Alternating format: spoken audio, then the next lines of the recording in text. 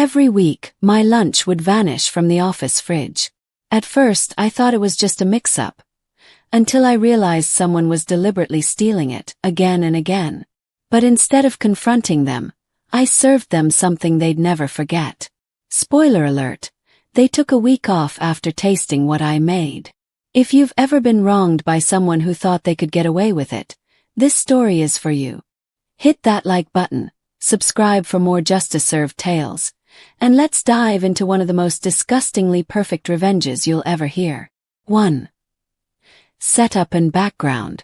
This all went down about 10 years ago, at a job I had just started. I was new to the company, still trying to find my rhythm. You know how it is. New faces, unfamiliar desks, and that awkward dance of figuring out who's cool and who to avoid. But one thing I did get right from the start. My lunch game. I'm talking about homemade meals, real, comforting, made with love kind of food. Leftover lasagna, stir-fry, lentil soup. Nothing fancy, but definitely better than anything from the vending machine. And yet, despite carefully packing it, labeling it, and placing it in the work fridge every morning, at least twice a week, my lunch would be gone. Not entirely gone, though. That would have almost been more respectable. No, the container was still there. Just empty. Scraped clean. Like someone had the nerve to eat it all and then return the box, like they were doing me a favor. At first I thought, okay, maybe it was a mistake.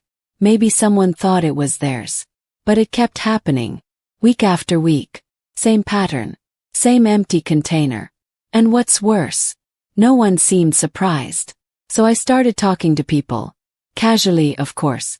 I didn't want to come off as paranoid or accusatory.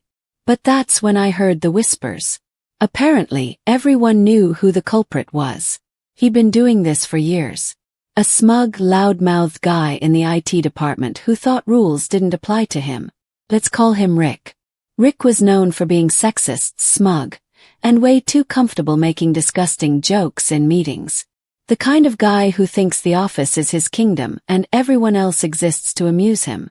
And when it came to the fridge, he treated it like his personal buffet. People had complained. Repeatedly.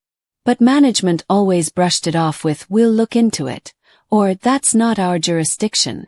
So there I was, new to the job, already disrespected, and now having my lunch routinely stolen by some workplace tyrant. It wasn't just annoying anymore. It was humiliating, powerless, disrespectful. I felt like I didn't even own the basic right to eat my own food. But what Rick didn't know is that I'm petty, and I have time. One particularly infuriating day, I opened the fridge to find my Tupperware empty. Again. And Rick just happened to walk by with his stupid grin and a smug morning. That was it. That was the spark. I decided I wasn't going to let him win. But I didn't want a confrontation. I wanted something better, something that would hit him exactly where it hurt. I wanted to shake him to his core. So I devised a plan. Subtle but grotesque. I started bringing decoy lunches. Elaborate, appealing-looking meals. Stuff that screamed, "Eat me." I placed them front and center in the fridge. But I didn't actually eat those. I had a backup sandwich at my desk. No refrigeration needed. Then came phase 2. I started talking to coworkers, including Rick, about this new wellness trend I was supposedly following. I told them I had started using menstrual blood in my cooking. You heard that right. I acted so sincere. Said I was embracing my body, my cycle, and that reclaiming waste like menstrual blood had amazing health benefits. I even showed off a fake video on my phone where I was prepping a meal, complete with pouring something red and chunky into a pot from a menstrual cup. The look on his face. Priceless. He didn't say much. Just kind of laughed it off nervously and walked away. But I knew he'd seen it. And guess what? That day's decoy lunch disappeared again. I don't know what part of him refused to believe it. Maybe he thought I was bluffing. Maybe his ego just couldn't resist free food. But he ate it. The next day. He didn't show up to work. The day after that. Still out. He ended up taking a whole week off. No explanation. But the timing.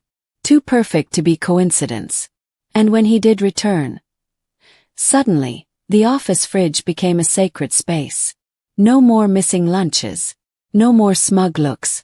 Rick never touched my food or anyone else's ever again. Oh, and about that fake video. Let's just say the ingredients may not have been entirely menstrual related, but I may have added a little something authentic. Like the dead skin I scraped off my feet the night before. Bon appetit, Rick. Revenge isn't always about yelling or fighting. Sometimes it's about letting someone walk themselves into their own nightmare. Rick thought he was invincible, above the rules, above consequences. But all it took was one bloody lie to bring him down. Justice isn't always loud. Sometimes it's disturbingly quiet. And tastes like shame. If this story gave you chills or made you gag a little, smash that like button and tell us in the comments, what's the most disgustingly satisfying revenge you've ever seen? Don't forget to subscribe for more twisted tales of justice, karma, and the little victories that make it all worth it.